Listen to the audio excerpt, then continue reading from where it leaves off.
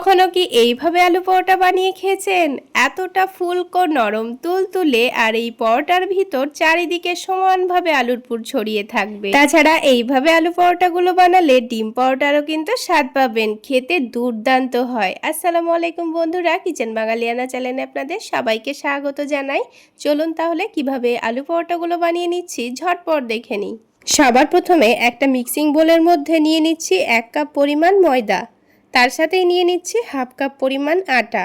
আপনারা চাইলে শুধু আটা বা শুধু ময়দা দিয়েও বানাতে পারেন। এবার এর মধ্যে স্বাদ মতো লবণ দিয়ে দিচ্ছি আর দিয়ে দিচ্ছি চিনি। চিনি দিলে কিন্তু পরোটাগুলো খেতে বেশ ভালো লাগে।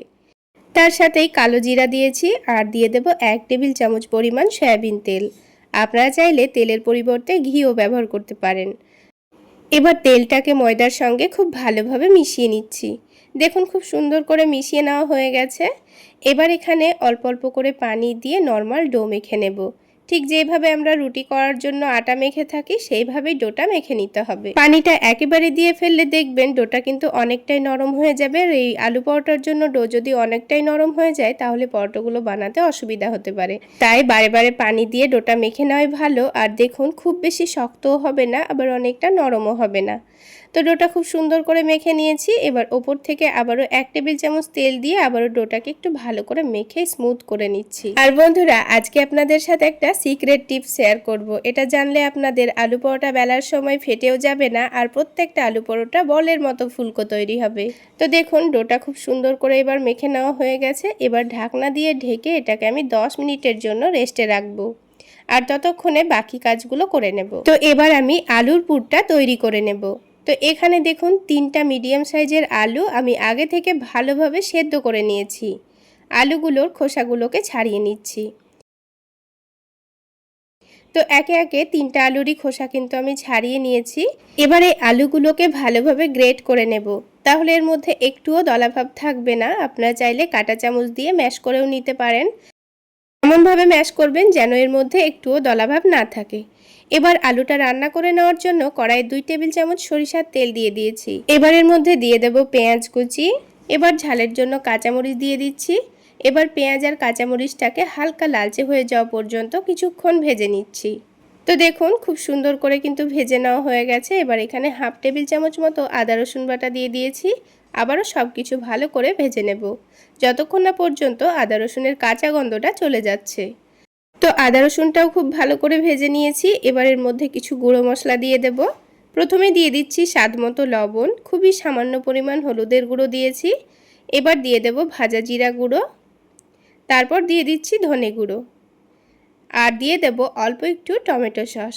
এখানে আমি 1 টেবিল চামচ মতো টমেটো সস নিয়েছি। আর এই আলুর টেস্টটা আরও একটু বাড়িয়ে নেওয়ার জন্য দিয়ে দিচ্ছি হাফ টেবিল চামচ মতো চাট মশলা। এখন এই মশলাগুলোকে ভালো করে মিশিয়ে নিচ্ছি। এবার গ্রেট করা আলুটা দিয়ে দিচ্ছি, দিয়ে মশলার সঙ্গে খুব ভালো করে মিশিয়ে নেব। খুব সুন্দর করে মিশিয়ে নিলেই কিন্তু আলুর পুরটা তৈরি হয়ে যাবে। এখানে আর কোনো মশলা উপকরণ ব্যবহার করব না। আর যদি আপনাদের হাতের কাছে ধনেপাতা থেকে থাকে তাহলে নামানোর আগে অল্প একটু কুচি করে ছড়িয়ে দিতে পারেন। তো দেখুন আলুর পুর কিন্তু আমাদের তৈরি করা হয়ে গেল। এবারে আলুর পুরটাকে ঠান্ডা করে নিতে হবে।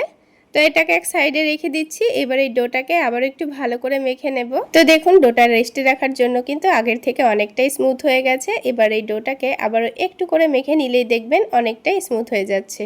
আর ডোটা কিন্তু আগের থেকে অনেকটা নরমও হয়েছে। এবার এই ডোটা থেকে আমি কয়েকটা লেচি কেটে নেব। তো আমি যেহেতু পরোটাগুলো একটু বড় বড় করে বানাবো সেজন্য একটু বড় বড় করে লেচি কেটে নিচ্ছি। আপনারা আপনাদের পছন্দ মতো লেচিগুলো কেটে নেবেন। এবার একটা একটা করে লেচি নিয়ে হাতের তালুতে ভালোভাবে ঘুরিয়ে ঘুরিয়ে লই তৈরি করে নিচ্ছি। দেখুন একটা লই আমার তৈরি করা হয়ে গেল। সবগুলো লই কিন্তু এইভাবেই তৈরি করে নিতে হবে। প্রথমে এইভাবেই সবগুলো লই আমি তৈরি করে নিয়েছি, এতে করে পরোটাগুলো বানাতে খুবই সুবিধা হবে। তো দেখুন আলুর পুরটা কিন্তু ঠান্ডা হয়ে গেছে। আর যত বড় করে লই করে নিয়েছি তার থেকে একটু ছোট সাইজের আলুর বলগুলো বানিয়ে নেব। আপনাদের দেখিয়ে দিচ্ছি দেখুন। তো দেখুন লইটার থেকে একটু ছোট সাইজের আলুর বলটা তৈরি করেছি। এবার এই লইটাকে হাত দিয়ে ঘুরিয়ে ঘুরিয়ে চ্যাপটা করে নিচ্ছি। চারিদিকটা পাতলা করব, আর মধ্যের জায়গাটা কিন্তু একটু মোটায় রাখতে হবে। এবার আপনাদের যে ছোট ছোট টিপসগুলো বলবো সেগুলোই মনে রাখতে হবে, তাহলে এই আলু পরোটা বেলার সময় আর ফেটে যাবে না। তো এবার আলুর বলটাকে অল্প একটু ময়দার সঙ্গে ভালোভাবে কোট করে নেব। এইভাবে কোট করে নেওয়ার পর এর মধ্যের জায়গাটা রেখে খুব ভালোভাবে চারিদিকটাকে মুড়ে নিতে হবে, যেন একটুও ফাঁকা জায়গা না থাকে। তো আপনারা দেখে নিশ্চয়ই বুঝতে পারছেন আমি কিভাবে মুড়ে নিচ্ছি, একটুও ফাঁকা যেন না থাকে। এবার ওপরের জায়গাটা খুব সুন্দর করে চেপে চেপে ঘুরিয়ে একটু করে মুড়ে দিব। ওপরের জায়গাটা কিন্তু কেটে বাদ দেওয়ার কোনো দরকার নেই। তো দেখুন একটা লই কিন্তু আমাদের তৈরি করা হয়ে গেল। তো ঠিক একইভাবে আমি সবগুলো লই প্রথমে তৈরি করে নেব। তো আপনাদের বোঝার সুবিধার জন্য আমি আপনাদের আরও একটি লই তৈরি করে দেখাচ্ছি। তো দেখুন ঠিক একইভাবে আরও একটি লই আমাদের তৈরি করা হয়ে গেল। তো দেখুন সবগুলো লই কিন্তু আমার তৈরি করা হয়ে গেছে। এবার এগুলোকে আমি 5 মিনিটের জন্য রেস্টে রাখবো। তারপর প্রথমে যে লইটা তৈরি করেছিলাম সেই লইটা থেকে প্রথমে পরোটাটা বেলে নেব। আরও একটা কাজ আমি করে নিচ্ছি, এখানে একটা প্লেটের মধ্যে দুটো ডিম ভেঙে নিচ্ছি। এবার এই ডিমের মধ্যে খুবই সামান্য পরিমাণ লবণ দেব আর অল্প একটু চাট মশলা দেব, দিয়ে ডিমটাকে ভালো করে ফেটিয়ে নেব। আলু পরোটাগুলো আমি ডিম দিয়ে ভেজে নেব, সেই জন্য আমি ডিম ভেঙে নিচ্ছি। আপনারা চাইলে ডিমটা বাদ দিয়ে শুধুমাত্র আলু পরোটাগুলো বেলে ভেজে নিতে পারেন। একবার এইভাবে আলু পরোটা ভেজে খেয়ে দেখবেন, খেতে কিন্তু দুর্দান্ত হয় বন্ধুরা। তো ডিমটাকে সাইডে রেখে দিয়েছি।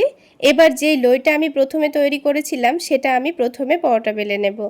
তো এগুলো রেস্টে রাখার জন্য কিন্তু অনেকটা নরম হয়ে যাবে, আর তার কারণেই কিন্তু আলু পরোটাটা বেলার সময় একটুও ফেটে যাবে না। তাই অবশ্যই লইগুলোকে আপনাদের তৈরি করার পর 5 মিনিট রেস্টে রাখতে হবে, তাহলেই দেখবেন এইভাবে বেলবেন তখন আর ফেটে যাবে না।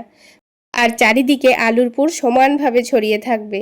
তো দেখুন একটা আলু পরোটা কিন্তু আমার বেলে নেওয়া হয়ে গেছে, একটুও ফেটে যায়নি। এবার এটাকে প্রথমে উল্টে পাল্টে সেঁকে নেব, কোনো রকম তেল বা ঘি ছাড়াই।